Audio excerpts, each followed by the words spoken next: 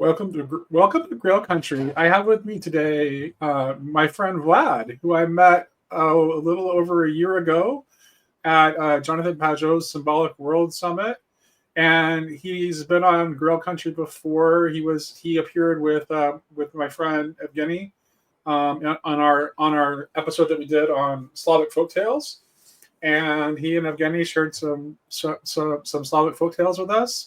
And Vlad reached out to me and was wanting a conversation. And I thought Vlad was a super interesting, super kind person when I met him. So I was like, yeah, of course, let's talk.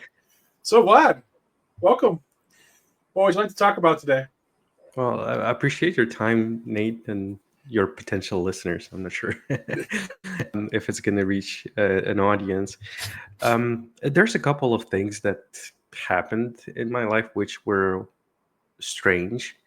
And then there is some sort of like an apocalyptic uh, air going around, Mm-hmm. which is strange.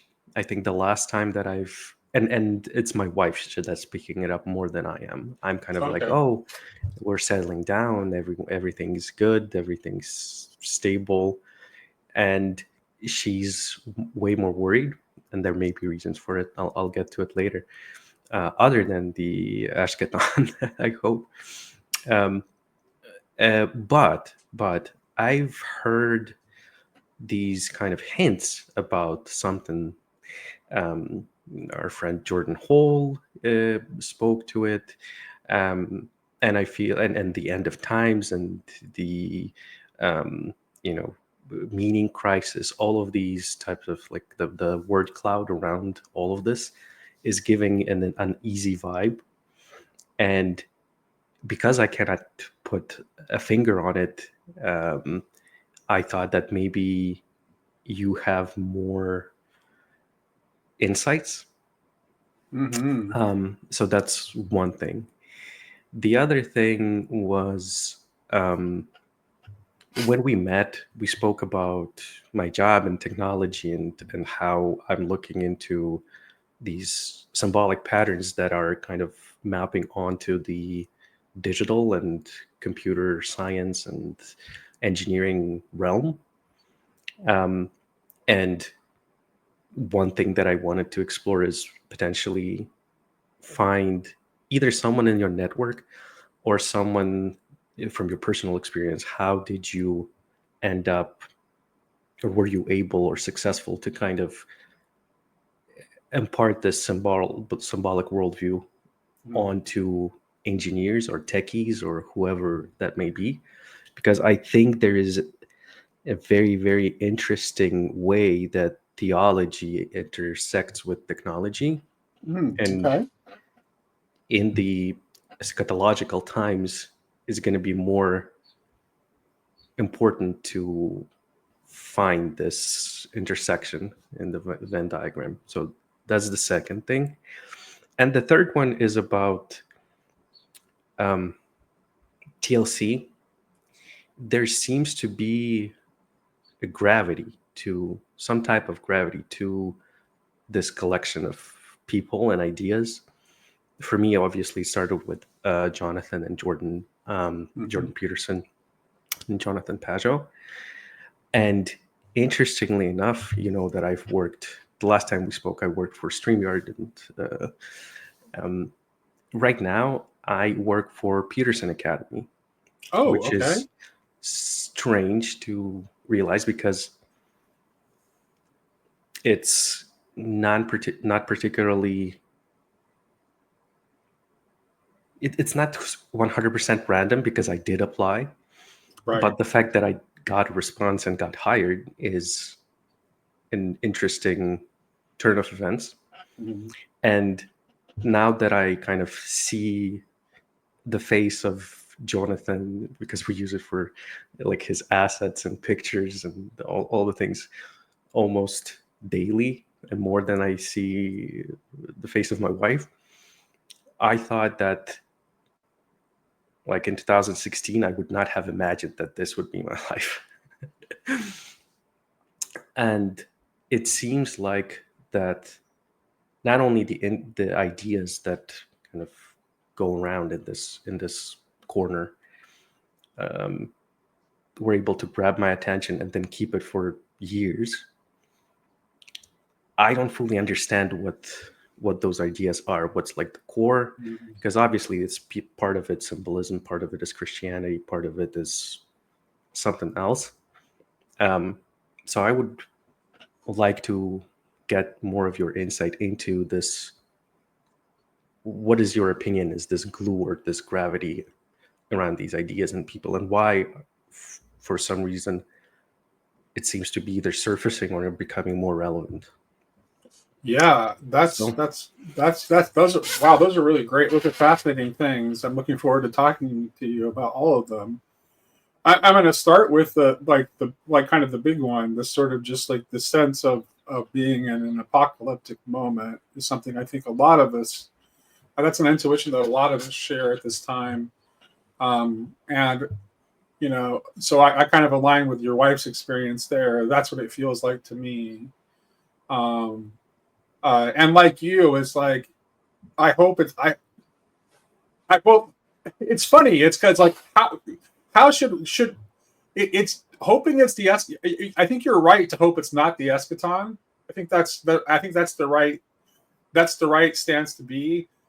And yet we also have to be able at some point to say even so come, right? So there's there's a natural tension there, and I think you're inhabiting that tension properly by sensing sensing the apocalyptic nature of the moment, but wanting to delay it. I think is properly living in that tension.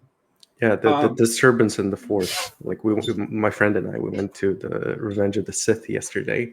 okay, It's in the movies, and it was interesting to rewatch this. And again, these patterns that Jonathan and you guys are describing, they map onto that story perfectly as well. And the the way my wife told it, it's like, okay, if there is the end of the world, we need to live long enough for the second coming, basically.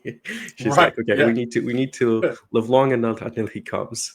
yeah, And to me, I just don't understand what is the type of the apocalypse that we're expecting, right? Is it yeah, doomsday prep, yeah, nuclear, like nuclear fallout, or is right. it war, something else? Because the last time that I was oblivious and my wife was worried was before the war in Ukraine, kind of the big one erupted. I think And what it feels like most to me is a massive shift in like the kind of shift in consciousness that we haven't had in a long, long time. And I think that the shift in consciousness that's going on is a shift in consciousness that that if it turns out well, what we'll learn to do is we will learn to integrate the modern and the pre-modern in a healthy way. Like that's the consciousness shift that we are. I think that's the direction that it ought to take, right? So it's hard for me to get behind people that are all just like that. The only thing they want to do is to cling on to the modern and to preserve the modern at all costs. Nor can I totally get behind efforts to just like simply go back to the past. Because I think what we're being called into is actually a synthesis that contains elements from both. So there are things within both that are good that we need to preserve, and there are things that are bad in both that we need to let fall away. And I'm not even going to pretend to be someone. I'm not even going to pretend to be capable of telling you exactly what is good and exactly what we should let go of. I think just like everyone else, I'm still in the process of trying to learn to discern that, and I think that's what a lot of the conversations that we're having together. I think that's kind of what we're attempting to do because we all have this like kind of like vague, almost unarticulated sense of that's what's going on, and so in order to make our way through that process, we feel a deep need to be in conversation with other people who feel themselves undergoing the same journey. Does that make any sense to you at all? Well, it's kind of like there is again. I'm mapping onto the Yeah, sure. uh, com- algorithms and stuff. There is the wave. There's an algorithm that helps you find way in a labyrinth, right? And basically, it's a wave algorithm, right? So you Okay. try and expand the territory that you know that is not the labyrinth, or you already kind of mapped and understand that, hey, this is a wall, but that this is an empty space. And then you try to take a step into every possible direction from every point on the edge, and kind of see what the next one is. And then, to me, that seems like what you're trying to do. No, So I think okay, that's a really good way of putting it. Yeah. Yeah. we know something, and we know something's like in the end that the labyrinth is, there's a minotaur or something that's waiting us. But whether we like it or not, there's this push to go towards the end of it.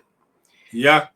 And it may be, yeah, that's the thing. It's like, yeah, that it may be that we have to face the Minotaur before we get through to whatever is beyond that.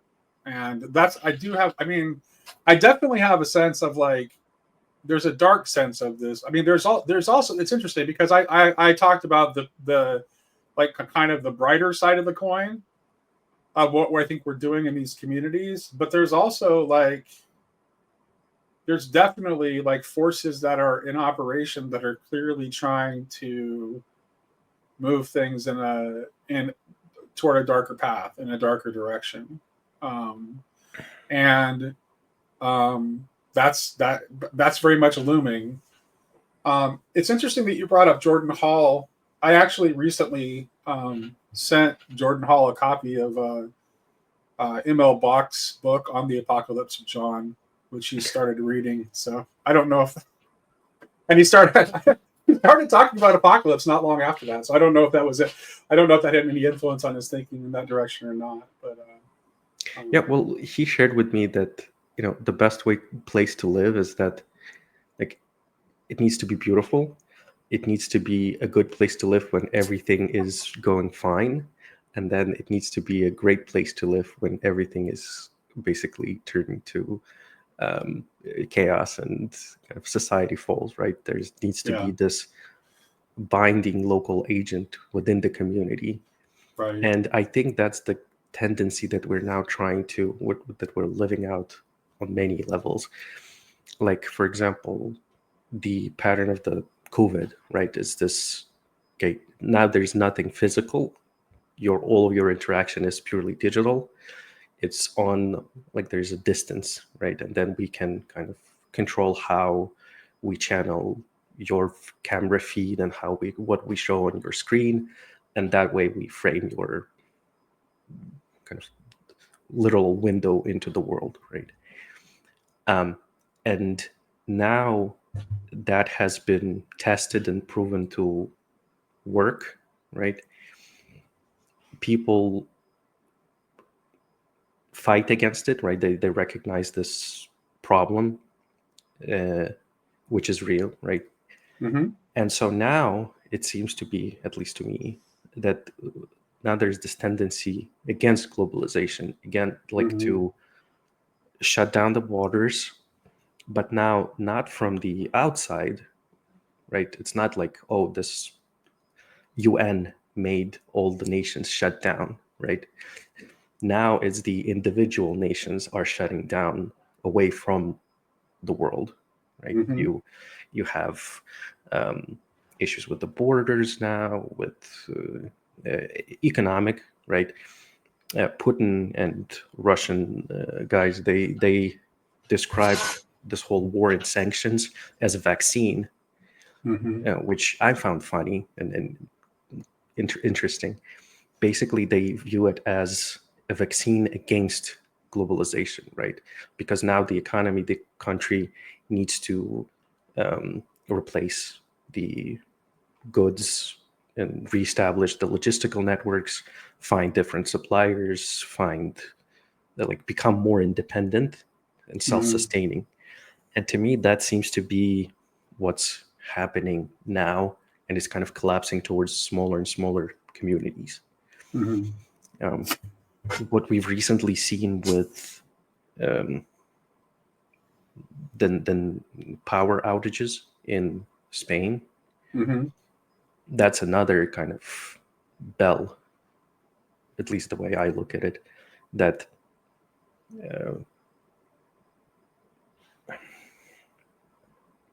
like what I've lived through when my world and kind of came crumbling is that what was left is this network of people that were, even in crisis, were kind enough to support and help and not turn away, right? Do you want to tell that Even story? strangers. Do you want to? Yeah, it's a long one. Let's get, I want to hear it. Basically, so I lived most of my life in Ukraine, right? And it was a good life. I had a very good career. I was working for a American company, but living in Ukraine. So we considered moving to Canada, but my wife said that, hey, I like being close to my family. I don't want to move, and cost of living and all the math. Turned out that we decided to stay in Ukraine. We got our place, renovated it, and we lived there for 5 months, and then the war started. And the experience, like day zero, was crazy because you go to sleep and it's same room, same like coordinates, same location, same physical, atoms around you, and you wake up and that's still the same thing, but you wake up in a very, very different place. It's like a different reality, even though you haven't changed physical location. Yes. So some, like,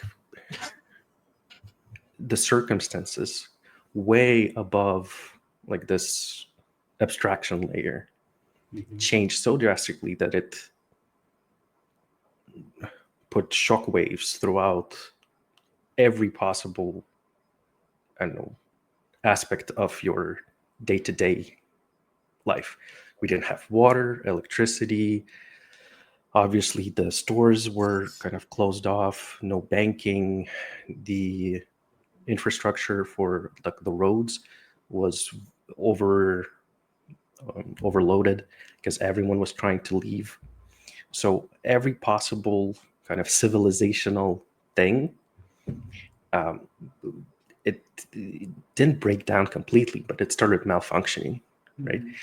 And when I look at it, it seems that not only all those things are connected, but the thing that caused it, it operates or it exists on a different, more kind of higher level of order. And that thing broke.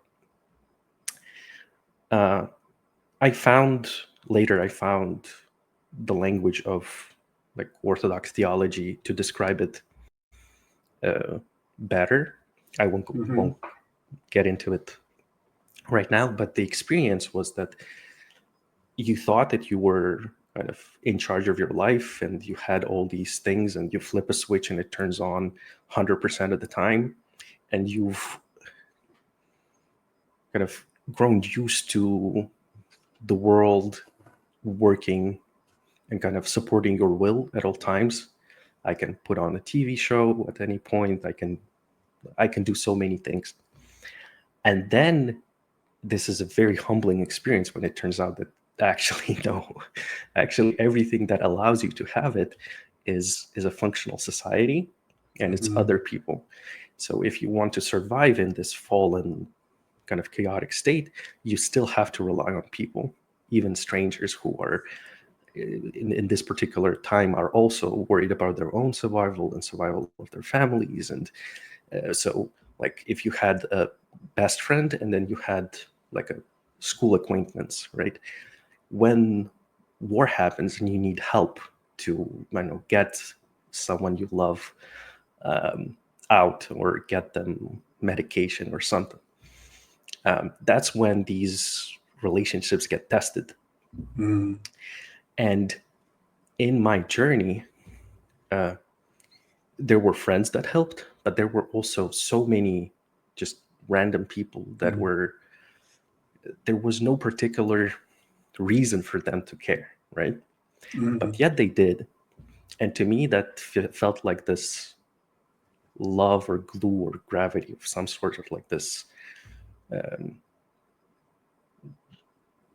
the first hint, let's say. Right.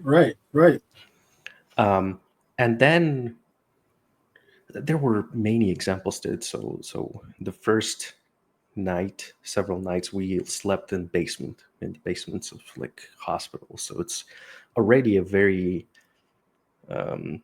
hellish world because you're physically underground and it's moldy and it's dark and it's so you're in hell.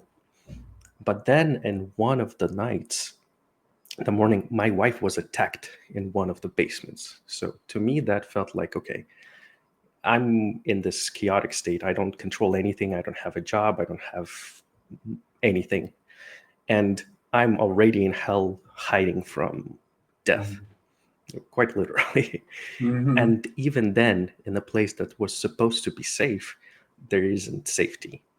Right? So that's kind of like being swallowed by a whale inside of already a dark place. And that experience kind of highlighted to me that these biblical patterns, they map onto your life. In my case, it was very kind of in the face. But that happened.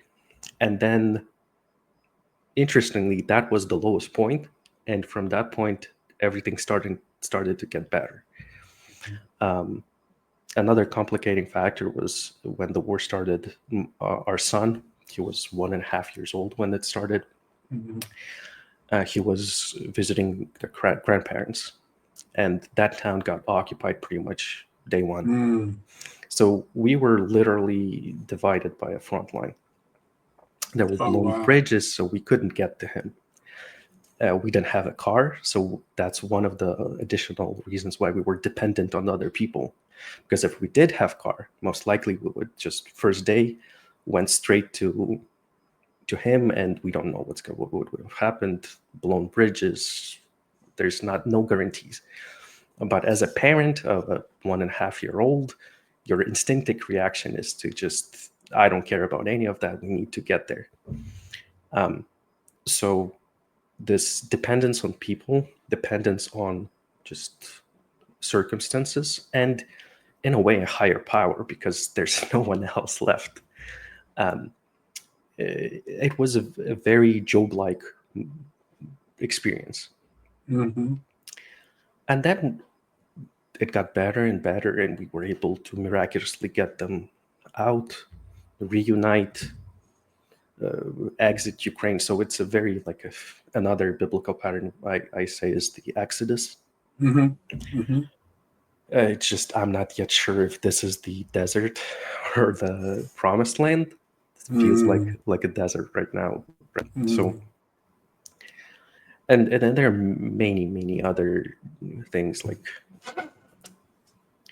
the day that so the way you had to go out of the occupation for them is several blog posts, and they were going through a city, and there was a pretty big kind of railway bus station that they were switching buses. Exactly like 24 hours later, when they had to switch the buses, on that place there was a huge explosion and like 63 people died. 24 hours after my son and the rest of the family were physically there, right? So that made me think, okay, there's a temporal element to it as well, right? And I don't dare to call it luck at that point. It's like there seems to be a reason right? I don't know what it is. I don't know why we were saved and the 63 people the day after weren't. The math, the logic, it's not existent. It's not accessible to me. But the only thing that I found left is to trust this. Like whatever this force, whatever it is, it's wise to trust it than not, Right. or to ignore it, or to explain it with luck. Or So in the depths of this chaotic, hellish pattern, you found meaning. Yes. Yeah. The way I talk about it again, it's the Orthodox theology that, so there is an idea of the covering, the protective covering of the Mother of God, right? Pokrov, which is it's basically the same thing as the ark, or the same thing as like the container of order. And on many icons, she's also depicted like covering the whole church or an entire city, right? So there's this idea that this protection, it's layered. And when the war started, it felt like whatever the global protective layer there was, it either turned away or shattered, or there was a tear in the fabric. But it allowed me to kind of access and experience and to touch and feel this more intimate covering that's kind of around you, be it guardian angel, be it something that's kind of more personal to you, right? That's the only way I can explain. It's like, no, yeah. Well, something really was, though. I mean, in the reality of the world order, something was removed that was standing in the way of chaos. Yep. And that is like all of a sudden Americans are feeling guilty about American empire and thinking it's a terrible thing. And we haven't woke up to the reality of what the world's going to look like if America steps down from that role. I think it mirrors church quite a lot. It's the kind of, if you imagine US being this Petrine figure, right? Head of the order, like first among equals, whatever it is, world policeman. I've heard US being described as that, right? It's like we have the biggest stick, but we're benevolent, and we're not going to use it unless you do some terrible against the national interests of the US and the allies, or whatever it is. So this Petrine tendency now seems to be taking a step back. Yeah. And so it means that other nodes in this distribution of authority, they're going to be pulling more onto them. And to me, that's what Russia wanted when they say when they speak about multipolar world. Yeah, that's exactly what they wanted. Yeah, the Russians so much. I mean, us pulling back 100% serves the interest of the Chinese and the Russians. That's what they want.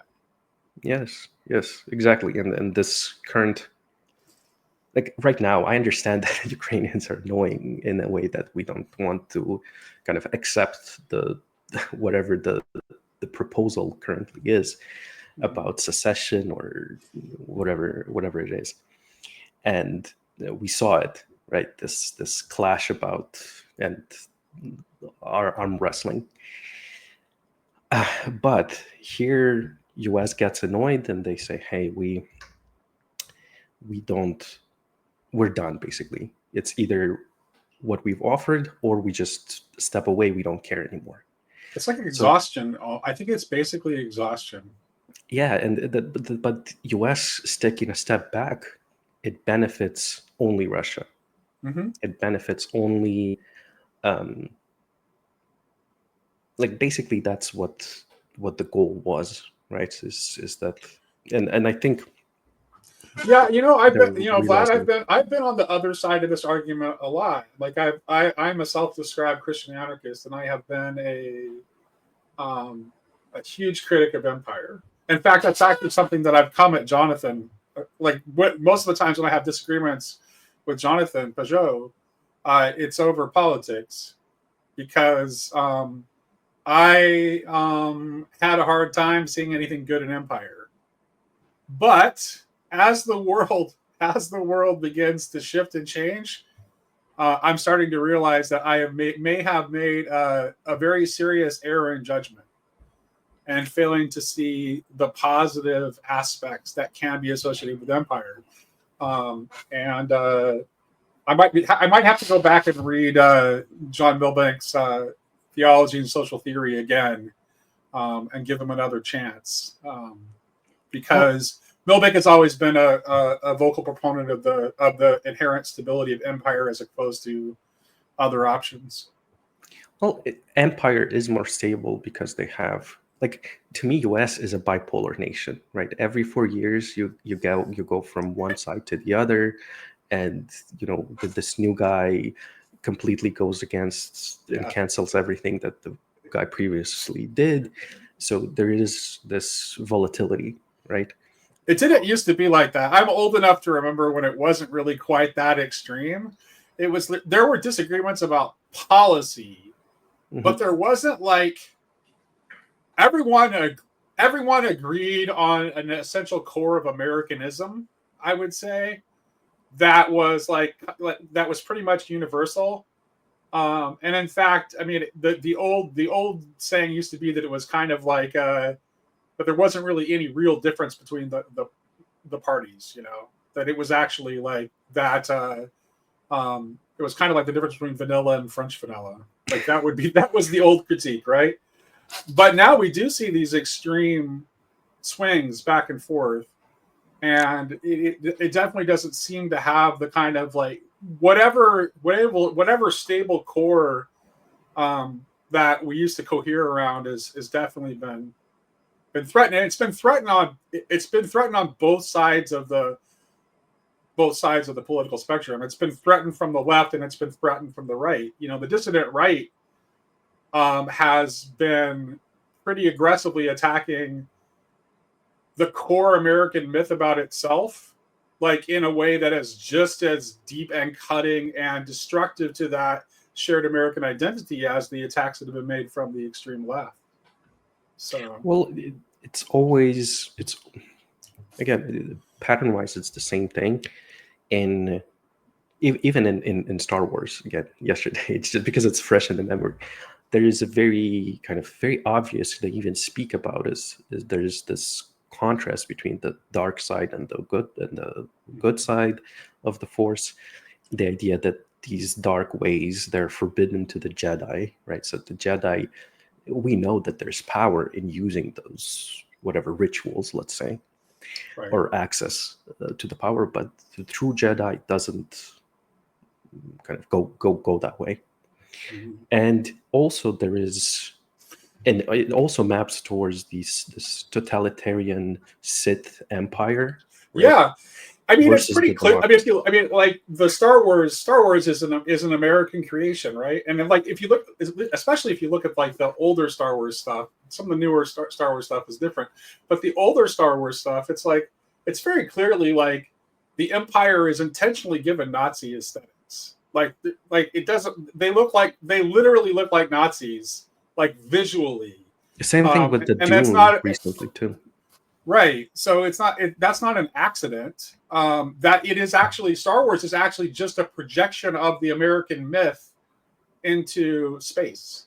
Yeah, exactly. But that's what made it awesome.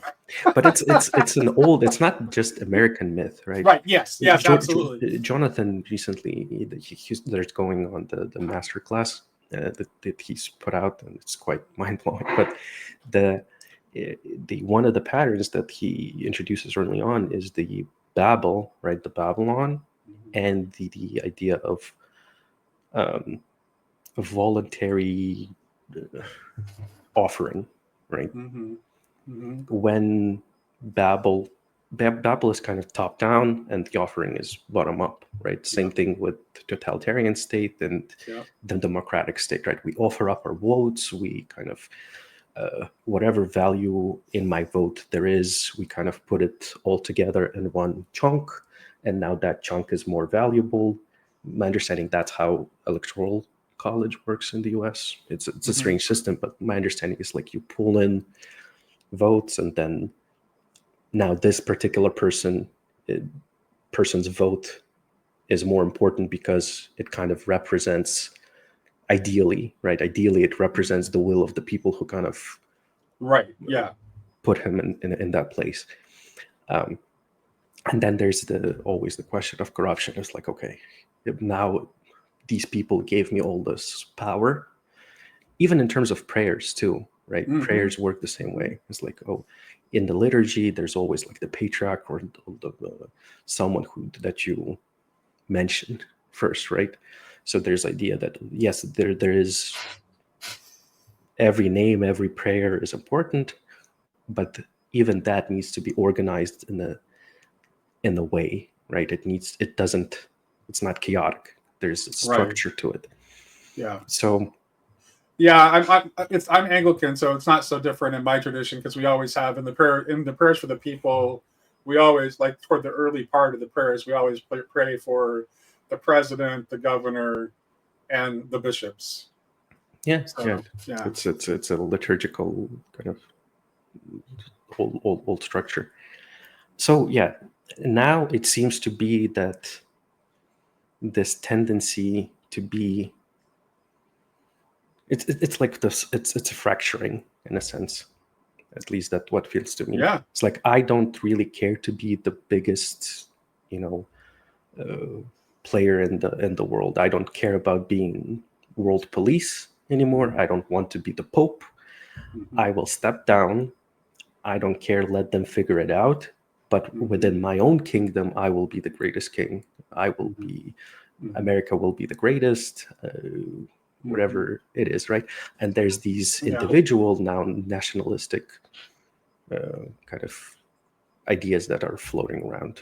Russia is an obvious example, but then now, like Russian philosophers, modern philosophers are calling that this is a victory of Putinism. And the Putinism is basically like this idea that central, strong nation state with certain values that are kind of core and are protected, and then strong borders, all of that, right? So it's a flipping of the globalist, everything is connected, we're all equal, and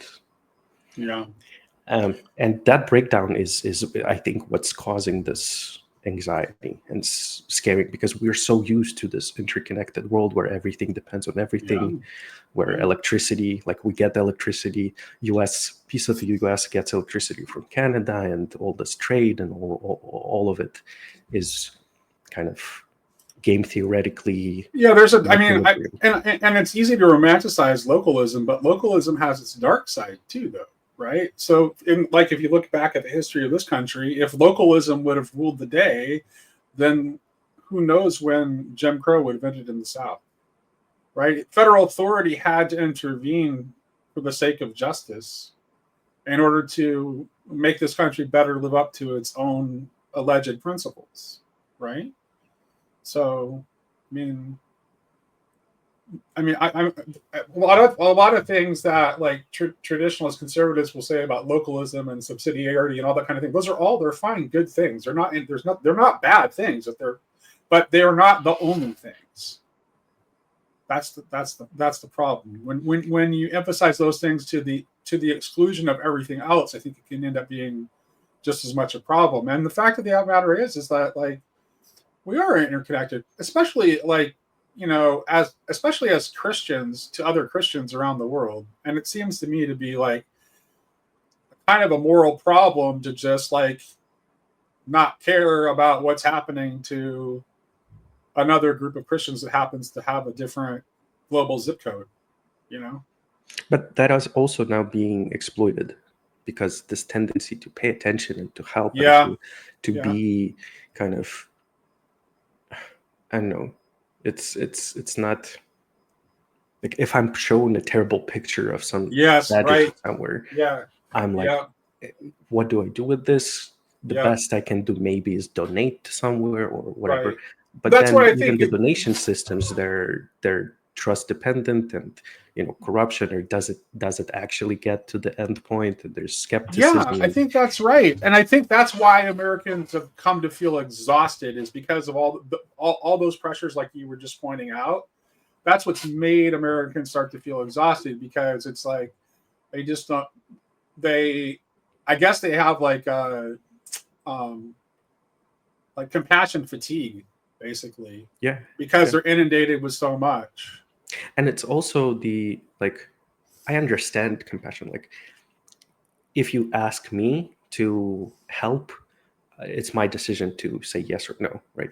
But when it's the government kind of blanket yes, Mm-hmm. and we don't really kind of concern the people who are creating this body of wealth, right? We're just taking from it, or printing more, whatever it is, the mechanism for kind of beginning this pile is that the people who actually is the body of that wealth, they're not being consulted, right? That's Right. the my understanding is the biggest question in terms of, okay, how do we ensure that money actually helps, that it's not stolen on the way, not Right. Yeah. so uh, yeah. And to me, it doesn't, what scares me most is that we can notice all of this going on, but there's absolutely zero practical, pragmatic thing you can do, right? Right. And because you're faced with all these challenges and all the tragedy in the world all at once every day, Yeah. Yeah. and you have zero control over it, that creates a very kind of tense, bad tension and anxiety and Right. all these things. Yeah. And so I've seen people just And it can unplug. cause people, to end up, because of that, because they develop that fatigue, they can end up even ignoring what is proximal to them that they could do something about, because they're just overwhelmed by all the other externals. So yeah, I mean, I, I it's a think big problem. one of the reasons I think that Jordan Peterson was kind of prophetic in that sense is that he said, what is it? Make your bed before you criticize the world, right? It's like, Mm-hmm. yeah, doing something that actually is within your domain, something that will kind of stabilize your immediate surroundings, um, being the master of your small little world and family, and like kind of slowly expanding that network. It's a good theoretical pattern, right? Theoretical paradigm, but it's difficult to execute on it Mm-hmm. because uh, for many reasons. I think discipline is a lot of it, and then integrity, and you're dependent on money. You're depending on a lot of external causes that even on your local uh, Mm-hmm. in your local life and world, uh, even those already seem uh, like outside of your control, right? Mm-hmm. I, Mm-hmm. job losses, and I think COVID emphasized it even more, how little control you actually have. Mm-hmm. Um, and so now everyone is kind of scared, traumatized, Mm-hmm. and just anxiously looking, okay, what is the next awful thing that's going to happen? Yeah, I think that's a good reason, Vlad, why we need to have patience with each other, as we, because I mean, when arguments break out over these things, like, it can become rather heated, and people have really strong, feelings one way or the other. But I think because everyone is in that same kind of like overwhelmed and confused state, it's a reason to have a little patience. So yeah, And not I advice guess, I take all the time, by the way. I can be yeah, as reactive as anybody out there, if not more. So yeah. yeah. So I was trying to look for like an algorithm of, okay, what is this daily ritual that you do to kind of help you not lose your mind when Hmm. everything is kind of in this chaos. Um, I'm not sure what it is. It does seem to be like the liturgical life Yeah, yeah. is that. Um, I know my in, mental health is better when I'm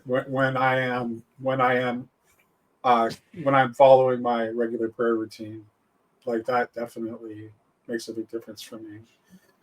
You know, so um, and I'm sure for a lot of other people too. church does provide the structure in terms of even the feast days and fasting and certain celebrations. It's kind of a way to measure your time. And interestingly, even the secular world, at least twice a year, and definitely one time a year at Christmas, it kind of forgets that it's secular Yeah, yeah. in a way, and suddenly all the Christmas lights pop out. Um, so I'm not sure. I'm not sure what is the uh, What would you like to what else see? is there. What, do, what do you think is the? I have no informed opinion here at all, and I'm just gonna ask you because it's affected your life directly. What do you see, if any, is the path forward to peace in the conflict in your home country? And if is there ever do you ever see a pathway, or would you even want to go back if peace broke out? Well, I'm from the east, the east that is Hmm. majority Russian speaking. So Russian is my first like Okay. language, right? Okay. Um, I am pro-Ukrainian. Right. Uh, I do think that whatever the circumstances or reasons for the invasion, you can think of multiple ones, right? But still taking that step and kind of going over the border and kind of pushing that final domino over the edge is a bad thing, right? So Hmm. because now this chain Right. reaction It's has not. You started. can think both that there were provocations that led Russia to choose the path of war without thinking that makes it justified. Yeah, well, I do Yeah. think that the best case for Ukraine would have been neutrality. Is Hmm. to say, hey, to recognize where you are, to Hmm. recognize that you're a marginal nation. You're between these poles, right? Hmm. And picking one or the other side is going to be problematic, right? Because you were on the border, right? Hmm. Um, and because it's strategically a very important place geographically, culturally, because of Kiev and Anybody who's ever played Risk knows that. yeah, sea, land. So it's a very very important piece of territory, Yeah. and I feel like diplomacy has failed and kind of strategic planning. There were actors who benefited from this whole chaos and situation, Hmm. Yeah. and that both Ukrainians and Russians could have been smarter. Mostly Ukrainians is to realize what was happening and to put themselves in a better position to negotiate, to say, hey, yeah, you want neutrality, we want certain this and this. There were these um, what does a Trump call it, cards, right? There were still cards to play, Hmm. right? And now so that the hand is forced. East is devastated, which was the most uh, um, kind of industrialized part. Um, in our schools, when there were these kind of weekly lessons about just life and safety and things.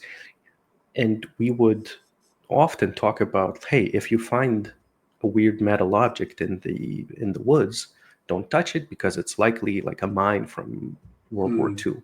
Hmm. So imagine what's what's going on right now. right? Right. It's going to be Right. tens of, maybe even more years where that place is safe. So it's not a good place to raise your kids. I mean, the East, right? It's physically dangerous even when the war stops.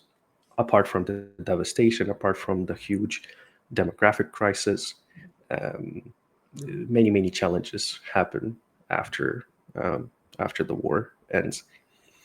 How it ends, I don't think Ukrainian people are going to be easy to forget and to forgive. It's not like this is a very deep wound, and it's still being kind of widened. Uh,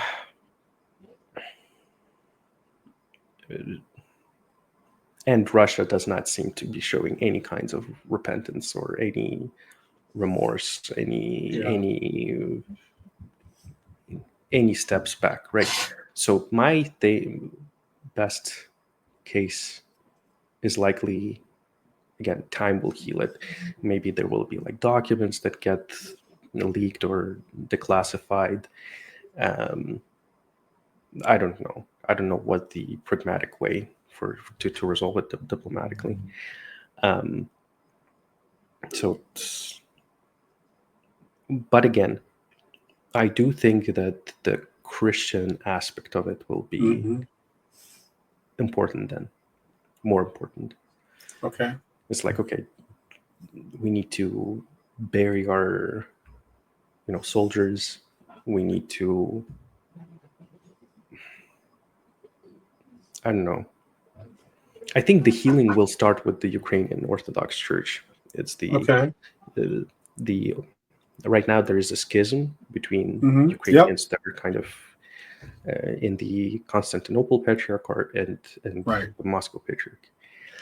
And because it's basically the same people, same Orthodox faith, it's everything is the same, but now the only theological question is the apostolic succession and the patriarch, right? The only Orthodox church I've ever been in actually was it was actually a Ukrainian population that built the church, and they had the liturgy that I attended was an Old Slavonic.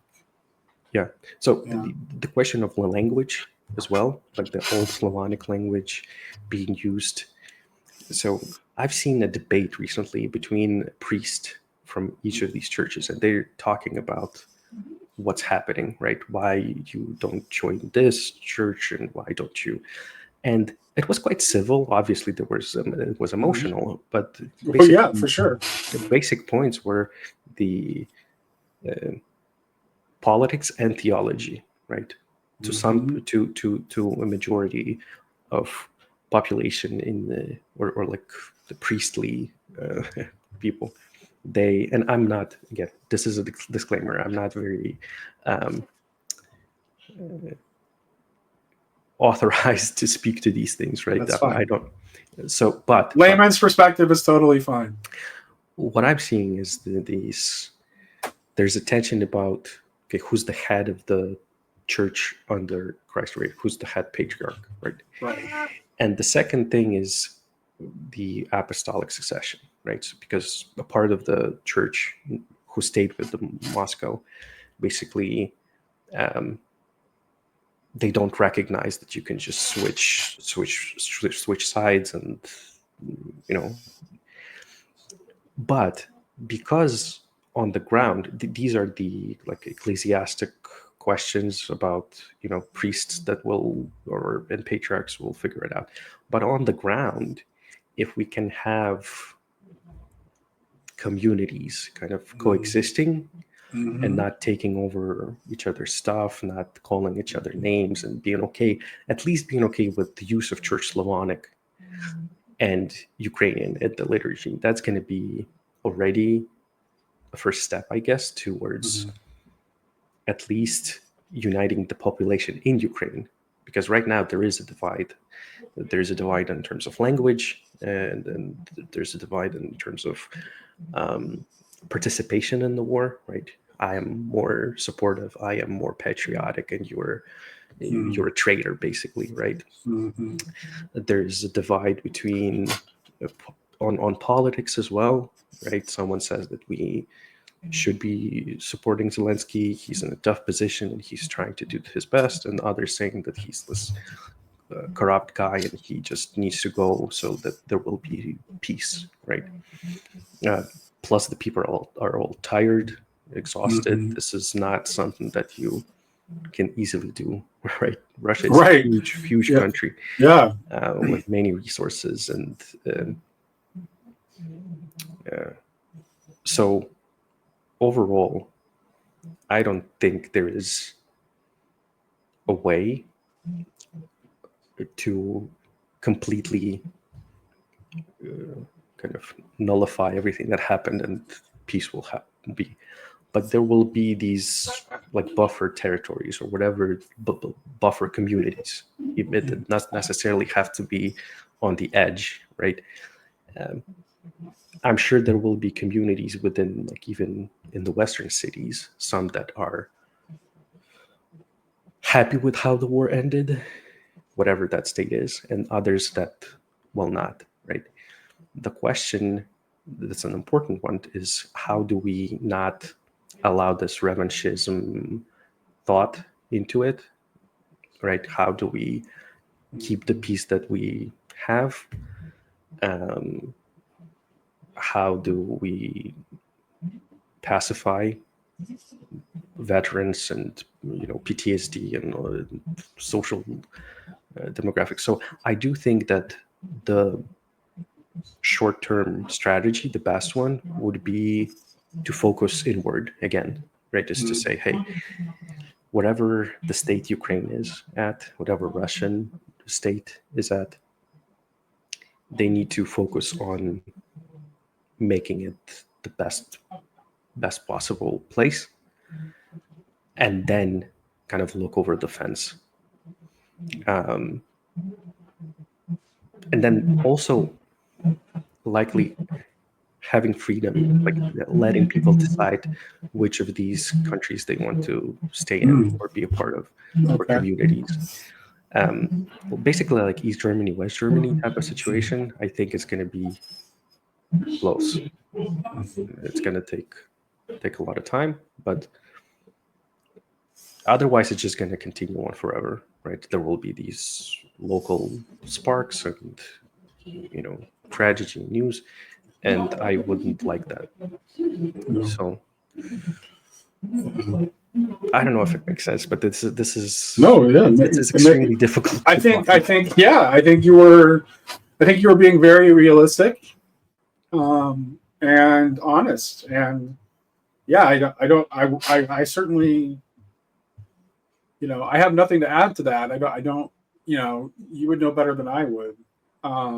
I just, I'm just in a position where all I can do is pray for peace, and you know, that's what I would like to see for everyone involved. Well, So it's yeah, I do think that your question I didn't particularly evaded or answer it, but about me coming back, right? yeah, So now there is, it's like a puzzle, right? I'm a certain shape of a person. I sure. do know English really well. Yeah, your English is fantastic. Thank you, but Yeah. I mean, I'm integrated into the Western world quite a lot at this point. My son lived most of his life now in Canada, right? Yeah. There will be we're expecting a second kid in the summer, so it is unlikely for me to be able to just now be transplanted from this society into post-war Ukraine in the East and say, yeah, I'll be happy. There are questions about, am I a traitor or not for leaving? Am I a traitor or not for speaking the language of the enemy? Am I, what would be the dynamics of, like, if I meet a wounded veteran who has a PTSD on the street, and then he hears me say something the wrong way, and then there's this additional tension and problem. Physical safety, as I said, with the landmines, and also the optimistic kind of, it depends on what is the type of story that we will be told, right? Is it, hey, Ukraine needs you, everyone is welcome, whatever your talents are, come back, we will, I don't know, do our best to make it worthwhile, right? To kind of rebuild, and or it will be a punishment type of situation, because right now everyone who left is being punished, right? With passports being declined, and there's talks about property seizures, and so Oh, wow. the idea that we will make you love your country, Oh, or right. get out, Yeah. is a questionable one, to be honest. Right. Um, Yeah. but on the other side, I completely understand the values that the people who are patriots and who are actually willing to die for the idea of freedom, for sovereignty, for all those noble things. I just don't possess that kind of courage, right? So I don't know which way it's gonna go,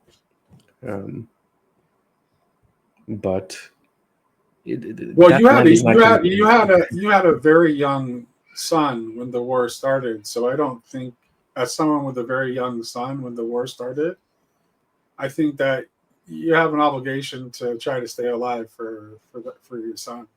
You know what Yeah, I'm saying? well, It's not really. I don't think. I don't think fathers with young children at home are necessarily. I mean, obviously, in a situation like that war, where you're facing overwhelming odds, it's a kind of an all hands on deck situation. I get it, but you would think that parents with young children at home would be the last people you'd want to call on.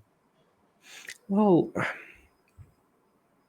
in so the idea that you need to kind of stand up for your motherland, right, is Yeah, is a good deal, right? yeah, It's nice to have that yeah, in you. Now, the question that I think both Ukraine and Russia is exploiting is, what is the definition of that motherland, right? mm-hmm. So Mm-hmm. Putin starts and describes it from like 6th century or whatever, Right. and in the same way, it's the same or similar type of argument that Catholics and Orthodox have. It's like, oh my, who's the original, who's the right, who is the Right. successor, who is whatever Yeah. the Right.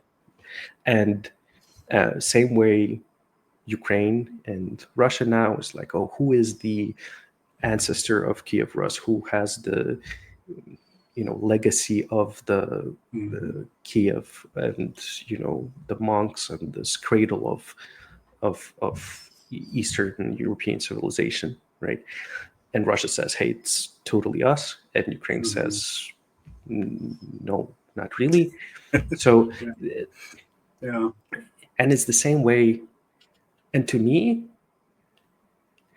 it's like when they say, hey, how come there are monkeys still if we are descended from monkeys, right? But both humans and monkeys have descended from one point of origin, right?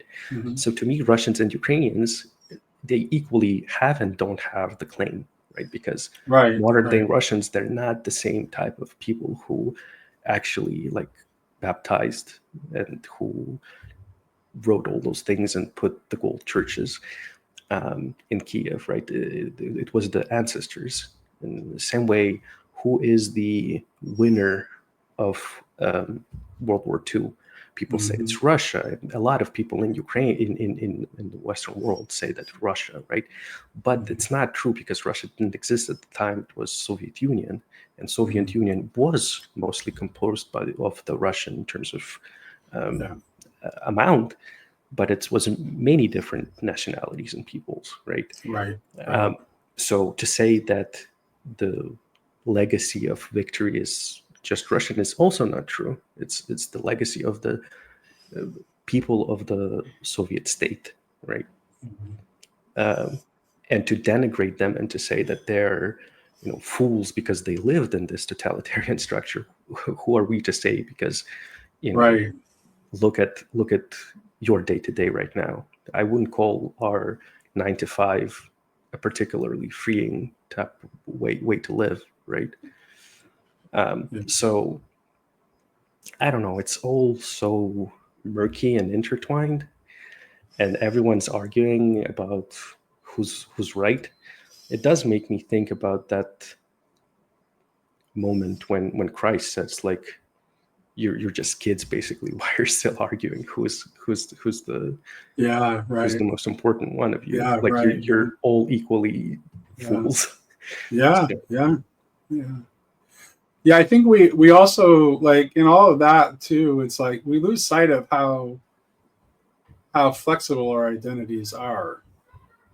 It's like they're not that. Part of the problem is like getting so hung up on some portion of your identity as being like completely essential to your being, when it's actually like it's not. We're very changeable beings, and our identities are like shifting all the time.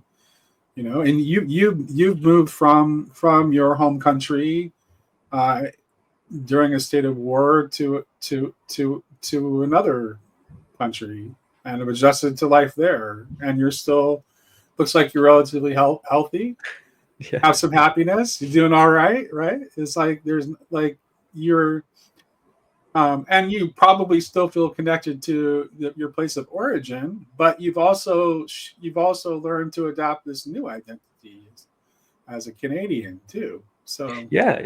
One of the things that obviously, when all of this happened, when we moved, and there was a local Baptist church, just like the closest one there was to the rental place we had, and I started coming there, and my wife at some point was like, "Why are you going there? Like, it's not only is it weird, but there was this calling to just participate in something that I believed helped save me and my family, right?" And e- even though it was like nice people and everything, my wife said, "There is an Ukrainian church here, right? Wouldn't you be more at home there? Just go and right, try." And I did, and my question of identity completely faded away, because right, I found this identity of, in our parish there are people from Russian speaking Ukrainians, English speaking people who were born already with some, like, a parent or heritage in Ukraine mhm, that barely speak Ukrainian or Russian. right, So there is a mix of generations and of peoples and of languages, and our wonderful priest allows it to happen. There's no tension in terms of language, right? It's not a problem. And to me, that felt like, okay, this is it. This is the kind of weird shape that I am, and I fit right, here because I am culturally Western, let's say, by yeah, education and the type of work that I do. I have heritage in Georgia, in Russia, in Ukraine. I understand all those to some degrees. Um, and this kind of weird uh, mix of things, it's a valid category in itself too. So well, yeah, that's the thing though. I mean, that's part of that, like that's part of the I mean that's part of the greatness of the West when it's working well, is that it has that. I mean, it has that kind of cosmopolitan kind of thing going on. It's like you can go to any metropolitan city in the United States, and no matter what place you're from, you can probably find food and worship that matches where you're from in any major metropolitan city in the entire country.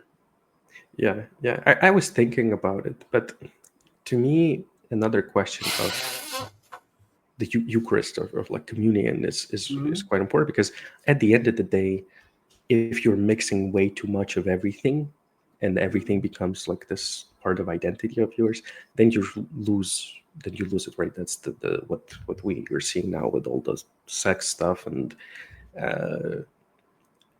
so what I found in church is that the central identity is still Christ. We're there to worship. Liturgy is a very, very structured song and a structured ritual. There's very little space for individuality there, right? Right. Your name is spoken. That's the best. Yeah, there has to be a central higher identity that holds together the multiplicity, and and the church, that is Christ, and that's the best possible identity to hold multiple identities together, so that everything can keep its individual flavor, yet they can be united at the same time. And I think that there was a time when that was fairly functional, at least here. I don't know about the. I mean, I don't really have any experience with living in for any length of time in any Western country outside of the United States, but at least in the United States I grew up in, that was a very that Central American identity was very cohesive, and you know, people would really rally around that. Mhm. And you can still like there are pockets of American culture where you can still see that to a certain extent, but it's certainly more challenged than at any time I can remember in my lifetime.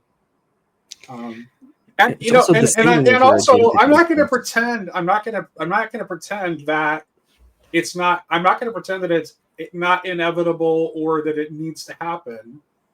But I would say that the cost of it hasn't been calculated. I would say that's the thing. That's the thing that bothers me, is that like it's being surrendered without an accurate accounting of the cost that's going to come with that. Well, everything that has to, like, if you speak your identity, if you say, I am Orthodox, let's say, now Right. instantly there are people who will have some type of trouble with me just because of that. It's like, Right. ortho bro, whatever it is. The Mhm. moment I say, hey, I'm a Ukrainian who immigrated to Canada when the war Right. started, now I stated it.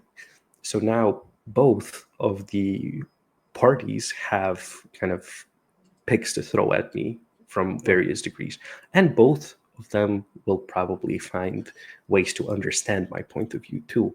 Mhm. But the moment you state, I am this, now it's easy for everyone else to point at you and to kind of target you and to um, it's dangerous. It's now Right. has become dangerous um, to state what you are and what you believe.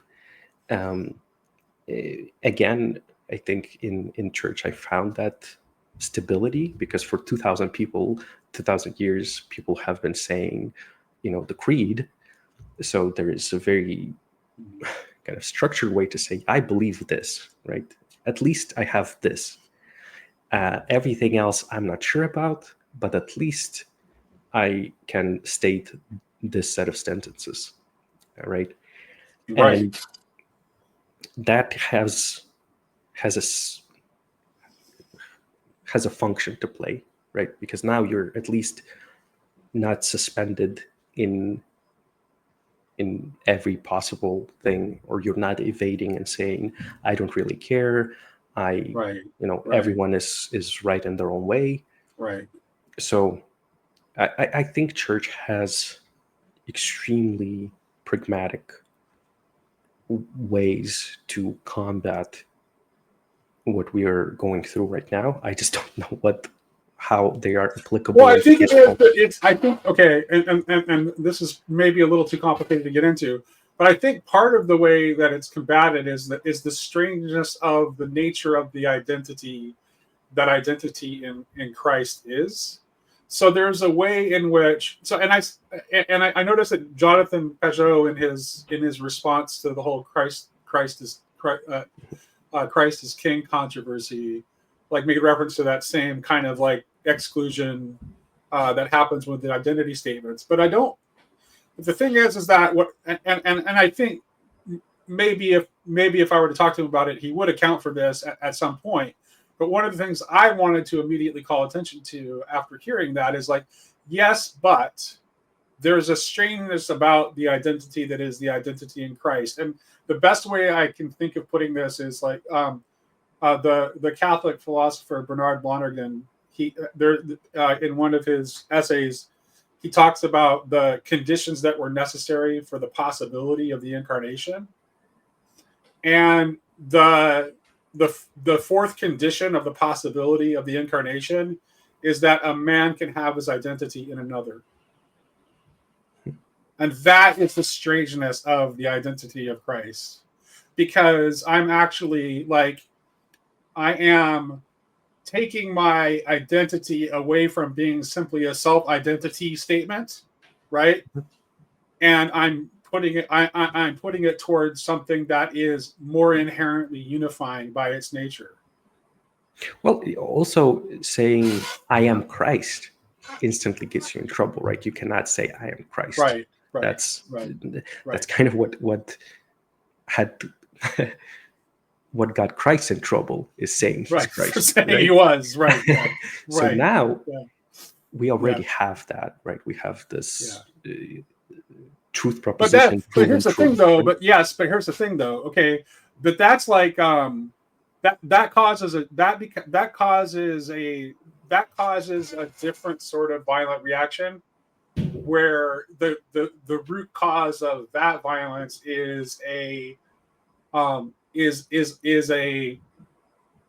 want a not desiring of unity in the first place, on the part who wants to do violence in that instance.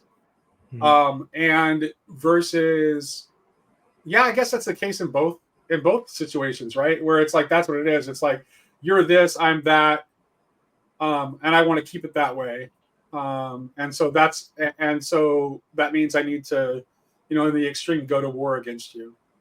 Yeah, well, Christ in general, I think it's uniting identity, right? You live in Christ, Christ lives in you. It's like communion is basically Christ kind of glimmers in every individual person, and there are saints who are kind of more clean. They represent, they show more of Christ.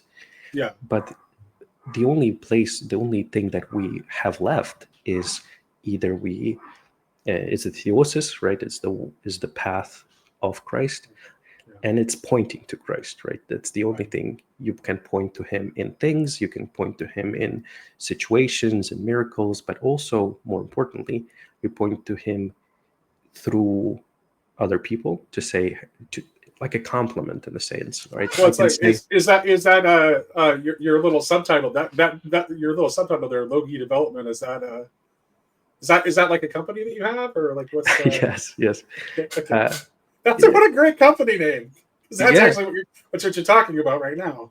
And there's a saying in Russian that's like, the way that you name a ship is the way that it's gonna sail, basically. Mm-hmm. And I named this company way before kind of my theological adventures, let's say. I knew something about it, but my main reasons were because there was a domain and because I wanted to make an ambigram of it, right? It's easy to